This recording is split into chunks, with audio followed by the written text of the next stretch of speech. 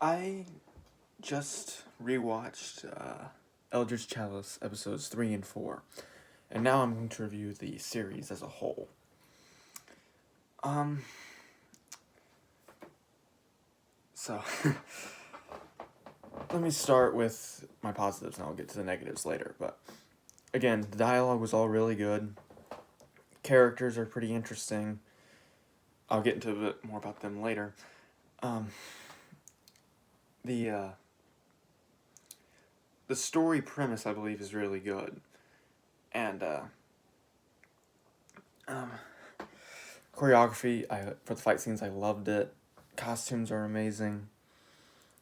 Uh, Props in general are really good, except for just a minor couple things. But, yeah, so for the most part, yeah, I thought all that was really good. But, and as I said beforehand in my last review, I would rate episode 1 probably an 8 out of 10, and episode 2 a 7.5. Episode 3,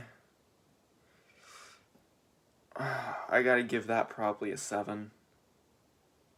And I know Tristan was talking to me about, right before we released episode 4, and he said, you're probably going to love it because it's mostly action. I'm really sorry to say it. I have to give it maybe a 5.5, maybe. I'll get to all my reasons why. And again, none of it's meant to bash his work or anything. It's just, I was asked to give a completely honest review, and that's what I have to do. So, Tristan, it's not meant to bash on it. I'm trying to give my own constructive feedback. So, which part should I start on? Alright, I'm gonna start with the story. So, the whole premise is this character named Bupkis, or Bumkis, something like that. He was apparently exiled by some king, and he's trying to raise an undead army to get his revenge. And, okay, sure, but we didn't see any of that. We have no context that maybe he was the good guy.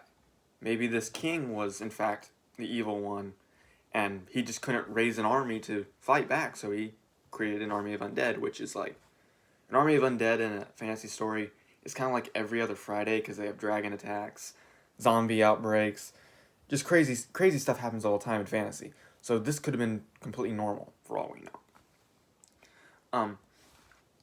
Yeah, again, I liked it, but we didn't have enough clear direction because there was no reason really to root for the heroes. And the villain, again, he didn't feel that much like a villain. Like, he was rude, yes, but he might have very well been in the right. We don't know. We don't have enough context. Like, if that makes sense.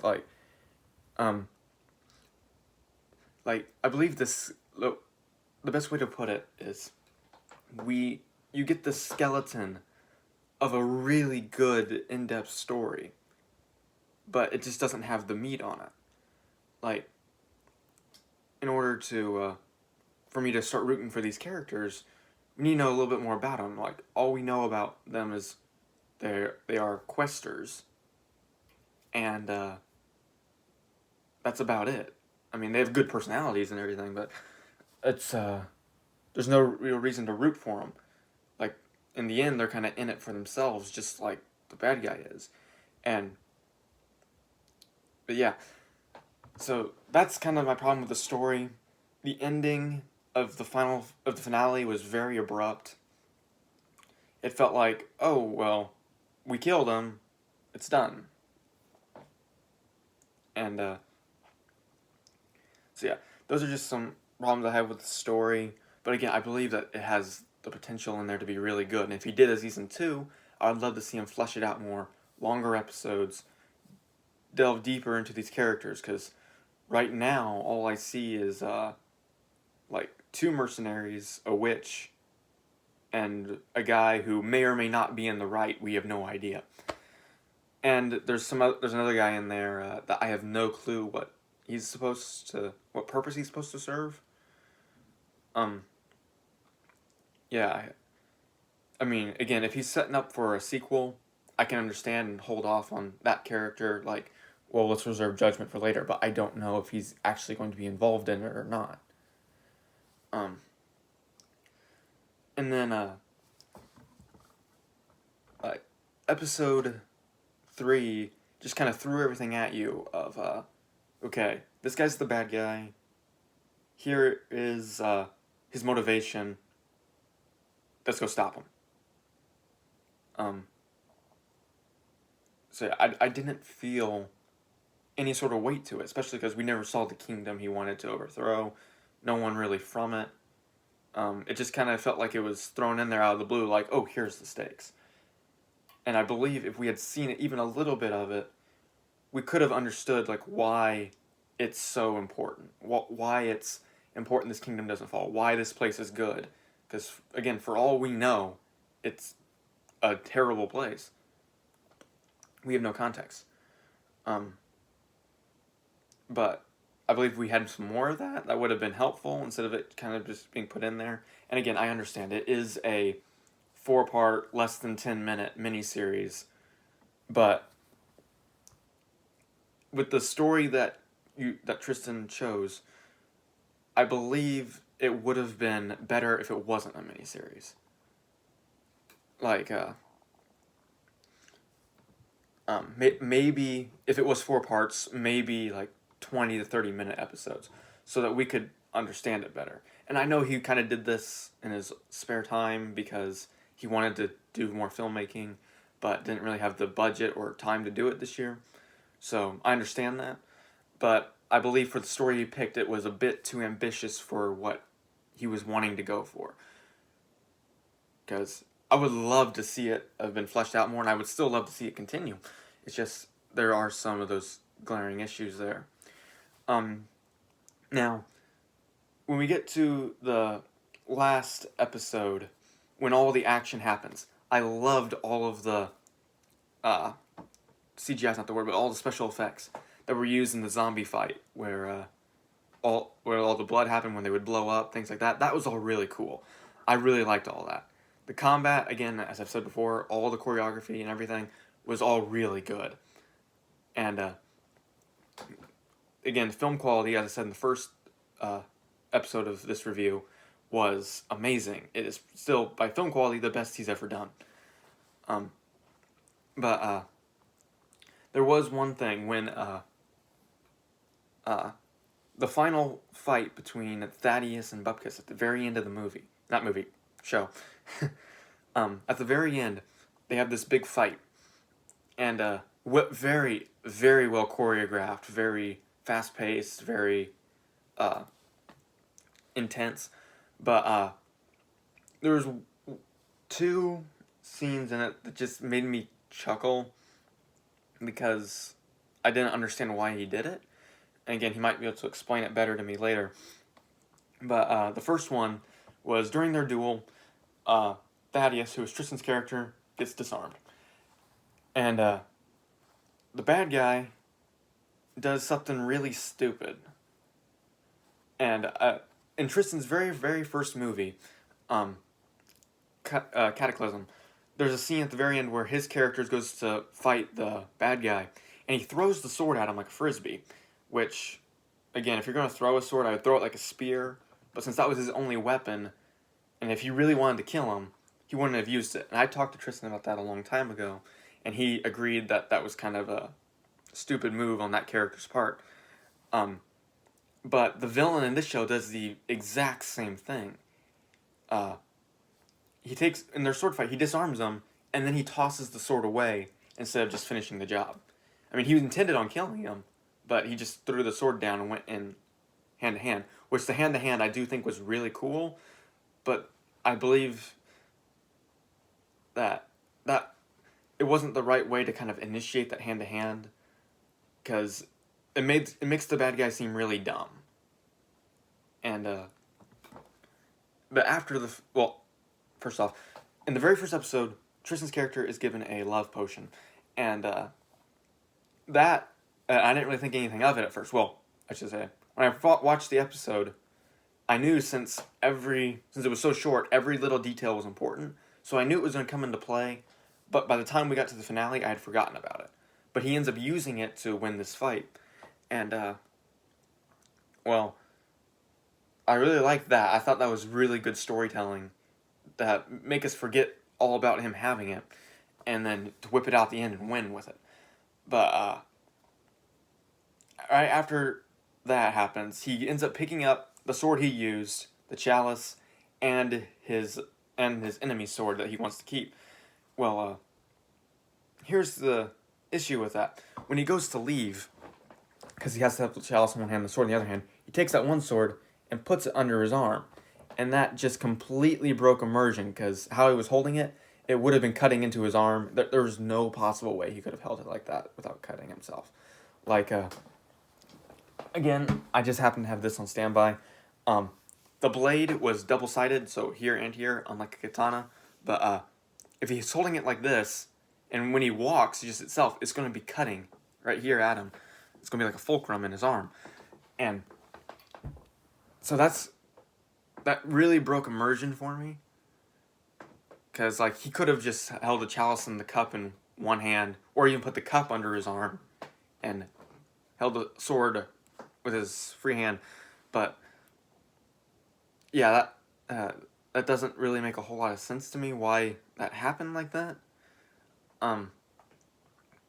But anyways, there was the same. Again, the choreography was really good, and most of the props were really good. My big thing is just with the swords, because they're really easy to tell they're foam swords, and the sound effects are really good for them when they're fighting. But when they are fighting and they hit, the swords are bending every which way, and since it's very fast paced, it's kind of hard to tell, but for some reason it just really stuck out to me. But again, I feel like I'm just bashing it, but I'm not intending to. It's because there are a lot of good things about it. Again, I believe you have a very good outline for a story, Tristan, here. I think that it has a lot of potential, but it was a little bit too big of an idea to work into something this small. And then I would have actually probably preferred to see this as a season 2, and season 1 to be about the two main characters beforehand and get to know a little bit more about them. And that way we know who we're rooting for in this big fight. But anyway, so casting was really good, props are really good, costumes are really good, writing is very, very good, film quality is excellent, sound quality, there are a couple issues, but for the most part, it is also really, really good. The combat scenes, the choreography and everything, all really good. Special effects are really good. Those are all things that are amazing. There are certain elements that kind of weigh it down. And it could have been, when I went into it, because I knew it was made pretty quickly, but I went into it expecting this to be Tristan's very best thing ever that he's ever made, and it wasn't. I have to say, honestly, it was not the best thing Tristan has made, but I should have probably expected it because it was made very last minute and was kind of put together really fast, filmed within, I think, a couple weeks. I might correct me if I'm wrong about that, but so those things, that should have told me that it wasn't going to be his best. It is not his worst. It is not his worst thing that he's done, at least from quality-wise. Storytelling, I like every one of his movies better.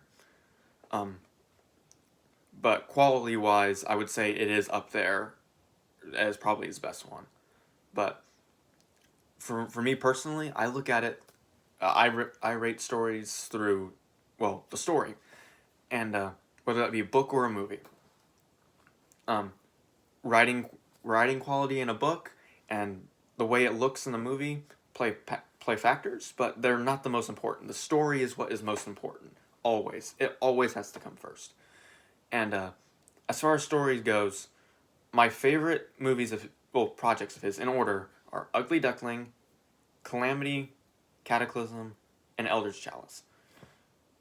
But yeah, story is always something that I really try to prioritize in everything. My books, movies, the shows I'm trying to make. And if the special effects don't look the best, I'm still fine with that. Because, I mean, in the end of the day, there are so many really old movies where the special effects aren't that great, but they are still held as classics. I'm just going to use, for example, the original Mortal Kombat movie. Special effects in that are atrocious, but it is held in such high respect for just being such a great movie, having a great story, great characters, and whatnot.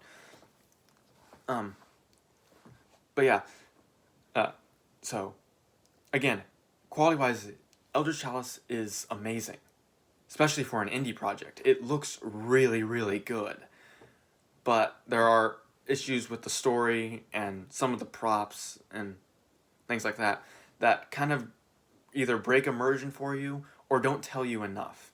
And I hate to say it because I never say this about a project. I wish it had more exposition, which I know that I'm in the crowd of I want to be shown, not told, but for something that was supposed to be this short, we needed to be told more since there wasn't time to show.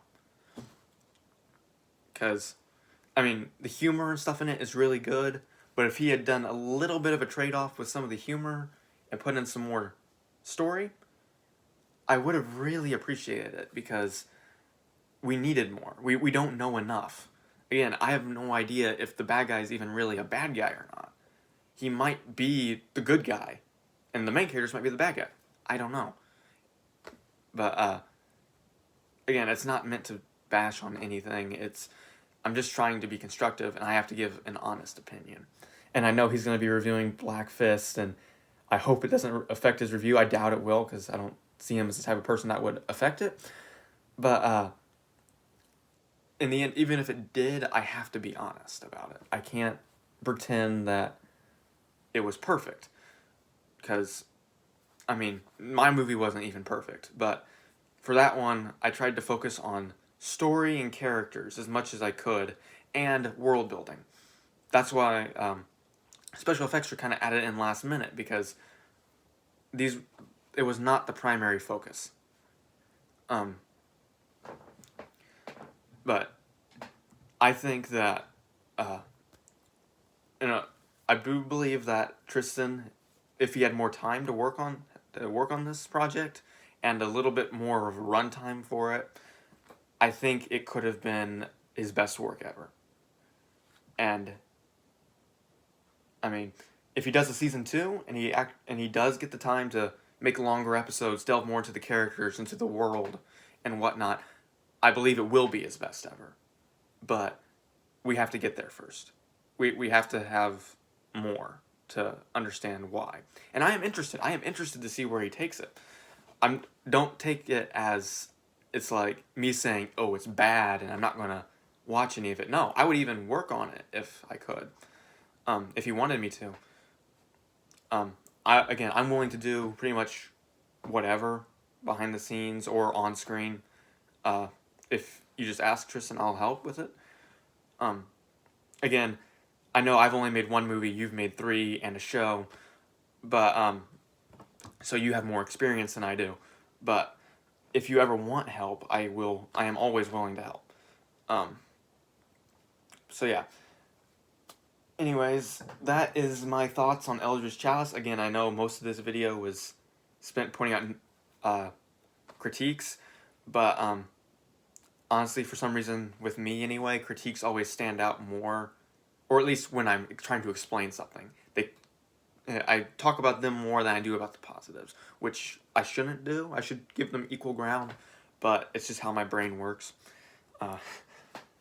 But anyways, I do recommend for everyone to go watch Eldritch Chalice and see how they like it, because I could be completely wrong here and be missing stuff completely. So I recommend for everyone here to go watch it, enjoy his movie, his show, and check out his movies. And again, I'm always looking for people to work on behind the scenes on my stuff. I'm sure he is in the market for people to work on his stuff. So check out the YouTube channel Bennett Productions and check out Sword and Steel Studios and see if you can get involved with any of those projects if you like to, or just watch our stuff and see how it is. But it was really fun to be able to do this kind of collab where he and I review each other's stuff, and I'd be happy to do it again. And I'm not just going to bash things to bash them. I only give critiques if I see an obvious issue, which again I have to give an honest opinion. I wasn't the biggest fan of the story of Eldridge Chalice. It could have been a lot better had we had more explanation and things. And other than that, though, I do want to see where he takes the Eldridge Chalice story, and I also want to read his book, which I've not really had the time to do yet, because I've had just so much going on. Well, that is going to be it for me today, and I will still be posting stuff all the way up through Christmas Eve, and then picking up a few days later with some more stuff. So, again, everyone have a Merry Christmas, I guess, because it's almost here. And I will see you all later on.